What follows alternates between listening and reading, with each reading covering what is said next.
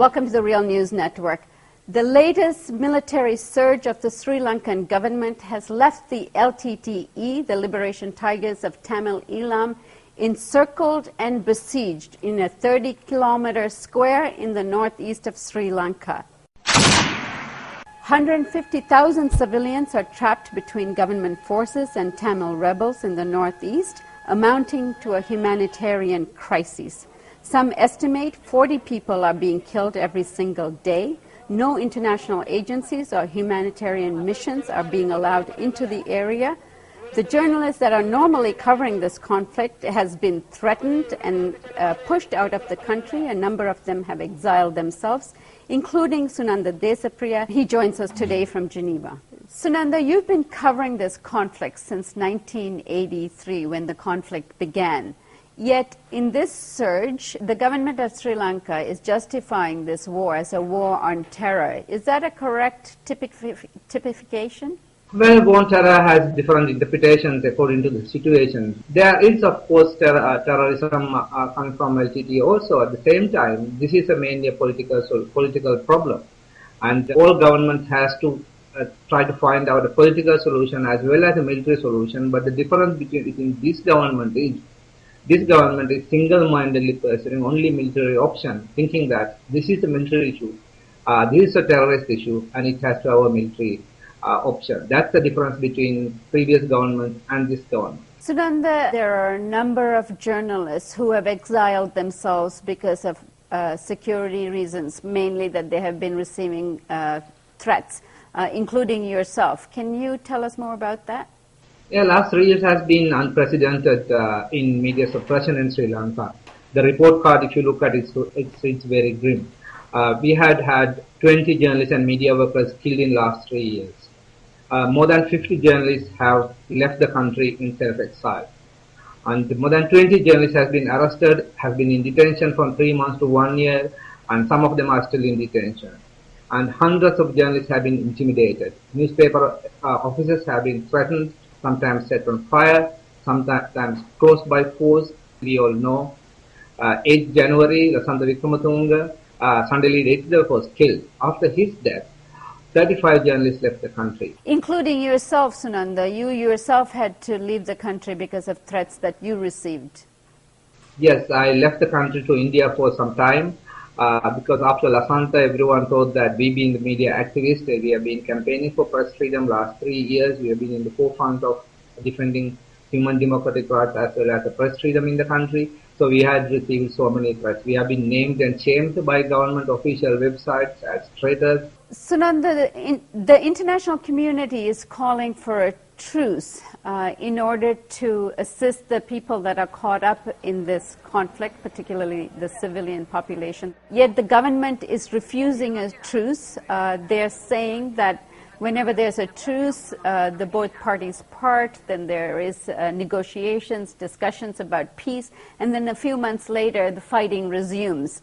So can you comment on that? Why is the government refusing to take a pause right now? There are two reasons for this. Because this time, this call for truce is coming on mainly on humanitarian grounds, not on political grounds. Earlier, the call for peace negotiations came from to find out a political solution and kind of a devolution of power to the north and east provinces.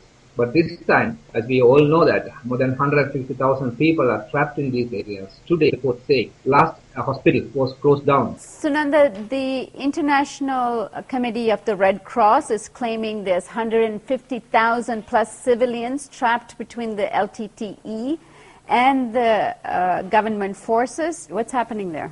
What happened actually when the government forces advanced from to the north, and the people also, LTTE organized people also to retreat with them. And probably around 200,000 people, more than that, and slowly retreated to the LTTE held areas. And that's how we have 150,000 people trapped in there. There are some jungle areas, but there are some areas, built up areas also. And this area, what has happened now, government forces have encircled this area for like more than a month, but they're inching forward because there have been heavy civilian casualties and resistance from the tigers also. Under this situation, because last month There has not been enough medical supply to these areas. It's only the ICRC to the sea send food and take the patients back to government controlled areas. In this situation, that international community has been asking government to negotiate with LTTE to temporary truce to evacuate the people. But LTTE position has been that government should first ask from the people whether they want to leave these areas or they want to live in these areas.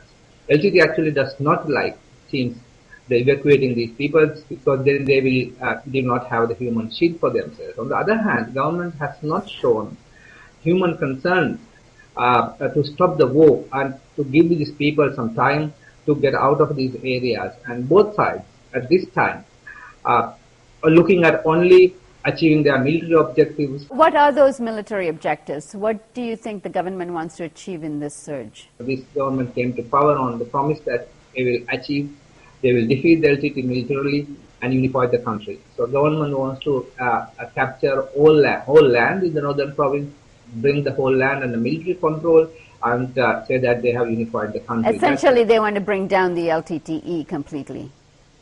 Well, this is a conventional war is what is coming to an end. According to the General Sarath Fonseca, commander of the Sri Lankan military army, according to him, he said on record that there will be at least 1,000 guerrillas fighting for 10 years because LTT will have diaspora support as well as some support from the people. And kind of a guerrilla war, we don't know how far the guerrilla struggle will be stronger, but definitely all military experts said this is only the first phase, there will be 2 phases of the war. Sunanda, what do we know about what is happening to the civilians trapped there? It's really a human tragedy at unprecedented level. And in Sri Lanka, I think we never had a man-made tragedy like this in the recent history. At least more than according to all reports, we have reliable reports coming from church sources and medical sources and from international sources. 40 to 50, 60 people die every day. And children, women and men are dying there because of the fighting.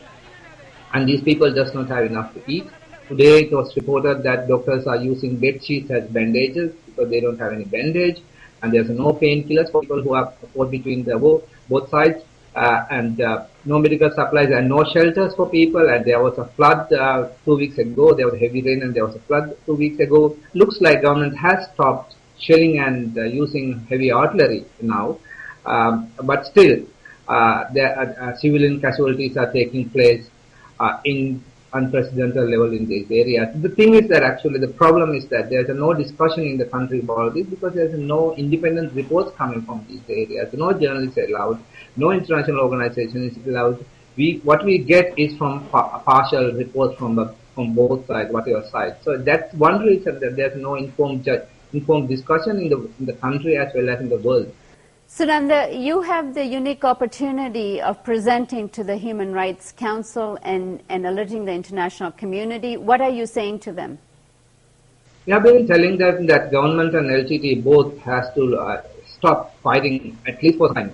And it's a humanitarian tragedy, and we should look at the people's issues and how to get these people, give them enough supplies, and send them food, send them medical supplies, and treat these as citizens of our own country, not as a combatants, not as part of the tiger, part of the LTTE. That's what has been happening in practice because government has been trying to capture the area, a very small area, but they have been attacking these areas, and even there have been deaths in safe zone as well.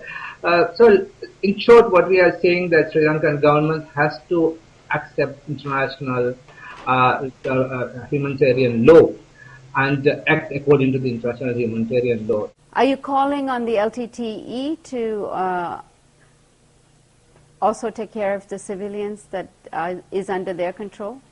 LTTE does not want these people, looks like these people to get out of these areas. That's the official position. And we have not elected. We always ask elected governments to be responsible. LTTE is a guerrilla organization. It's not elected by us. Although we always call upon LTTE to respect these people and not to use these people as human shield.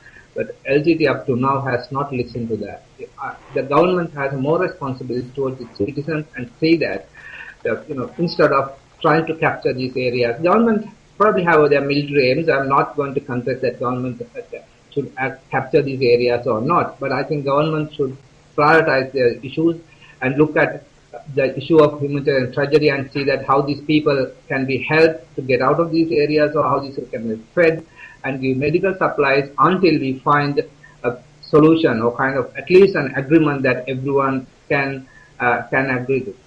Okay, Sunanda, thank you so much for joining us. Good luck with your advocacy at the UN Human Rights Council, and we hope you join us again very soon.